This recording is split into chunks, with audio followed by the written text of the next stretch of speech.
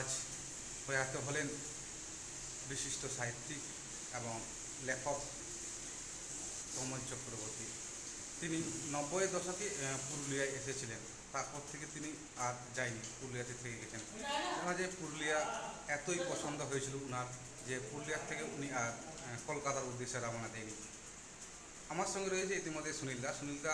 উনার বিষয়ে ওনার সঙ্গে সামনের থেকে মিশেছে এবং ওনার যে বিষয় সেই বিষয়ে আমরা জানবো। আমরা সুনীলদাকে এই মুহূর্তে পেয়ে গেছি। সুনীলদা ওনার বিষয়ে কী কী জানে আমরা জানবো এবং কীভাবে আলাপ হয়েছিল ওনার সঙ্গে সেটিও আমরা জানবো। সঙ্গে থাকুন। কীভাবে আলাপ হয়েছিল আপনার সঙ্গে ওনার? আমার সঙ্গে আলাপ হয় 90-এর দশকে, মানে 95-96 সময়টা আর কি। কলকাতা থেকে এসেছিলেন সঞ্জীব সরকার একটা সংগঠন করতেন, centre for communication and cultural action. আমি সেখানে সঞ্জীববাবুর সঙ্গে কাজ করতাম। তারপরে সঞ্জীববাবুই আমাকে ওই ভালো পাহাড়ে নিয়ে গেছিলেন, বান্দরবানের ওইদিকে ভালো পাহাড়, যেখানে উনি কমলবাবু যেখানে একটা ভালো পাহাড় ট্রাস্ট একটা গঠন করেছিলেন এবং সেই ভালো পাহাড়ে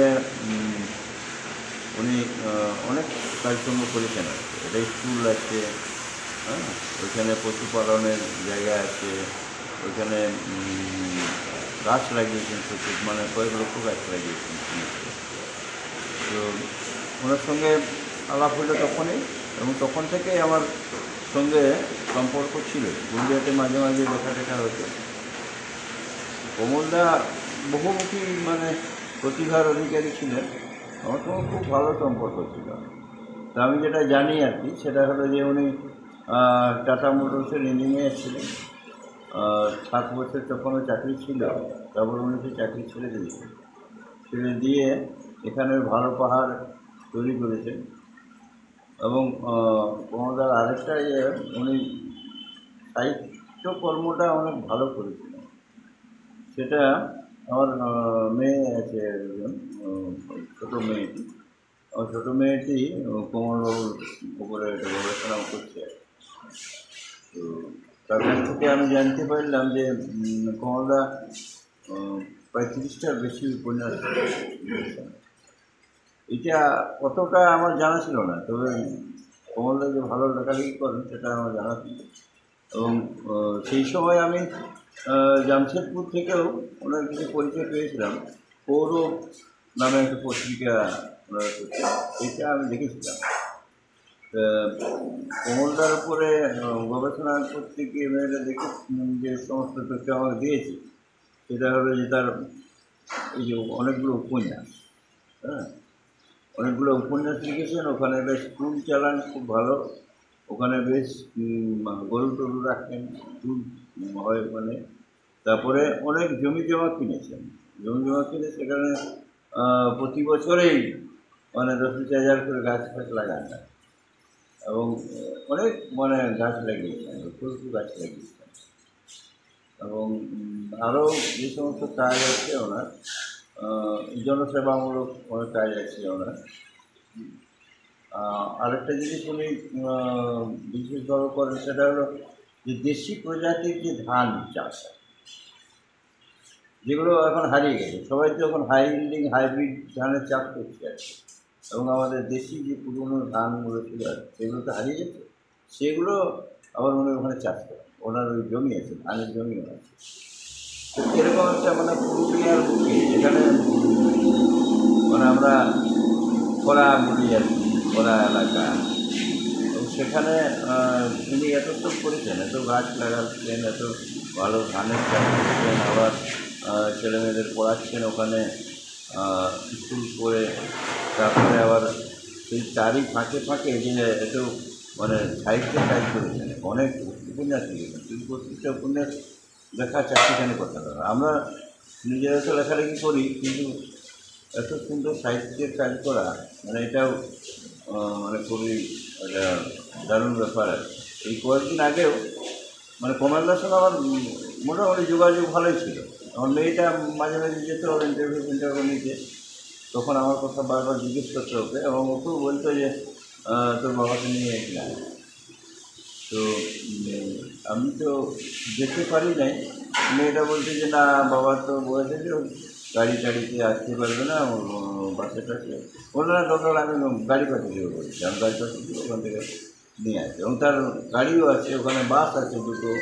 হ্যাঁ, এরকম অনেক কিছু যে উনি করেছেন, সেটা আমি তো অবাক হয়ে যাচ্ছি। মানে কমলদারের সঙ্গে এই আজকে তিনি মানে প্রয়াত হয়েছেন, তার আগেই 5-7 দিন আগে, মানে কয়েকদিন আগে, আমার ঠিক মনে পড়ছে না আর কি, ওই 3-4 মধ্যে আছে, আমাকে হঠাৎ ফোন করেছেন কমলদা, বলছে যে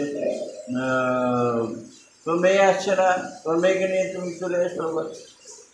তো আমি বললাম ঠিক আছে যাবো। তো এই যে ভালো রিলেশনটা ছিল, আমি বললাম ঠিক আছে যাবো যাবো আপনাদের। তো এই এখন আজকে যখন শুনলাম যে কমলদা মারা গেছেন, তখন আমার মনে হচ্ছে যে তার মধ্যে হয়তো সেরকম একটা অনুভূতি আসছিল যে আহ, আসছিল কি না আমি ঠিক বলতে পারছি না, তবে আমার মনে হচ্ছে যে তার মনের মধ্যে একটা কিছু ঘটনা ঘটছিল, যেটা পরে যাদের সঙ্গে একটু ভালো রিলেশন, তাদের সঙ্গে একটু আরও একটু আলাপ করা, আরও একটু গল্প করা, এইসব ব্যাপারটা হয়তো উনি চাইছিলেন। তো আমাকেও খুব রিকোয়েস্ট করেছিলেন যে তুমি আসো, তুমি তোমার মেয়েকে নিয়ে একবার আসো। তো তা তো হলো না। যখন খবর পেলাম তখন তো উনি অলরেডি মানে আইসিইউতে ঢুকে গেছেন আর কি। এবং চিকিৎসায় সারা চেন্নাই এরকম একটা মানে ফেসবুকের মাধ্যমে আমি খবরটা পাই। এবং আজকে শুনলাম যে কমলদা মানে প্রয়াত হয়েছে। তো আমার খুবই খারাপ লাগলো, যে শেষ দেখাটা আর হলো না। কত বছর আগে পুরুলিয়া এসেছিলেন উনি? কোথাকার ছিলেন? উনি কলকাতারই লোক ছিলেন, এবং উনি এসেছেন নিশ্চয়ই মানে 90-এর দশকের আগে, মানে 95-96 সালে তো উনি ওই বালুরঘাট ট্রাস্টটা অলরেডি তৈরি করেছেন। আর পুরুলিয়াতে আসা মানে কি, উনি তো জামশেদপুরে কাজ করছেন, টাটা মোটরসের ইঞ্জিনিয়ার ছিলেন। তো মাঝে মাঝে হয়তো তখন আসতেন ওখানে, ওই যে ভালো পাহাড় যে ইয়েটা সংস্থাটা গঠন করা, এবং তার ওই যে স্কুল টিস্কুল সব মানে তৈরি করা, এগুলোর জন্য জমি দেখা, এই করা, এইসব ব্যাপারে হয়তো অনেক আগে থেকে উনি আসছেন, হয়তো 80 দশকের শেষের দিক থেকে আসছেন আর কি। তারপরে আর যাননি পুরুলিয়া থেকে? তারপরে আর পুরুলিয়া থেকে যাননি। আর ছেলে বলে বিদেশে থাকে এরকম, আমার ভাইপোরা ওদের এখানে শুনলাম। এরকম একটি বন্ধু সহকর্মী হারালেন, কি বলবেন? খুব খারাপ লাগলো আর কি। আমি এবং সবথেকে খারাপ লাগলো যে উনি আর কি আমাকে ডেকেছিলেন, তুমি আসতে হতো, মানে শেষ দেখাটা হলো না। শেষ দেখাটা হলো না, সেই জন্য খুবই খারাপ লাগছে। আমাদের ভবানী মাহাতো প্রয়াত হলেন। ভবানী মাহাতো স্বাধীনতা সংগ্রামী ছিলেন আর কি।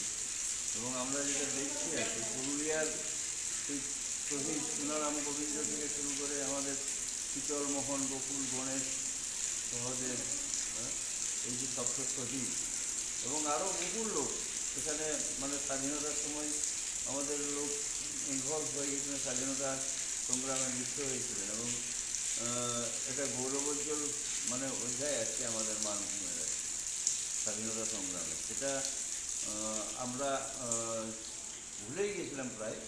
আমরা দীর্ঘদিন থেকে এই ব্যাপারগুলো নিয়ে লেখাজোখা করে আজকে আমরা শহীদের স্বীকৃতি পাচ্ছি। এবং এই যে ভবানী মাহাতো আর কি আজকে 6 বছর বয়সে প্রয়াত হলেন, কিন্তু তার আগে আমরা তার উপরে খবরটা কিছু করতে পারি না। এটা আমাদের খুবই মানে লজ্জাজনক ব্যাপার আর কি। ভবানী মাহাতোকে আমরা স্মরণ করছি অত্যন্ত শ্রদ্ধার সঙ্গে, এবং ভবিষ্যতে ভবানী মাহাতোকে নিয়ে